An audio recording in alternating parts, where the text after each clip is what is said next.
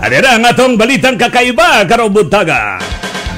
Coffee shop maoy in karon sa mga batanon o mga office workers. Ato makita nga bisa nun sa nalangang timpla sa kape para mas magakuha og atensyon sa mga customers. Adunay init, adunay bugnaw, adunay pait. Unya aduna po'y grabe katamis. Grabe ka sweet. Ang tanan nagdepende lamang sa panlasa. Apan dito sa China, lahinaw sa ang kape latte dito nga gihimo o gi-eksperimentuhan sa tag-iya. Coffee latte nga adunay dahon sa sibuyas. O di ba sosyal? Coffee latte with spring onions.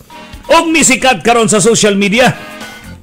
Lakip sa gipakita sa barista nga ang usa ka baso gibutangan og ice cubes, gatas og kape. Gisagol pag-ayo, pagkahuman, gihimong topping sang dinukdok nga dahon sa kape. Kape sibuyas di ay. Daghan na nangutana kung unsay lami. Og mismay lamang ang tagiya. Kahinumduman nga misikat gihapon ang dark cuisine gumikan sa ilang coffee latte nga sinagulan sa sili o gitawag nga hot ice latte. Awara ni sa pagkaon og kape ni bana ni Ate Shawi.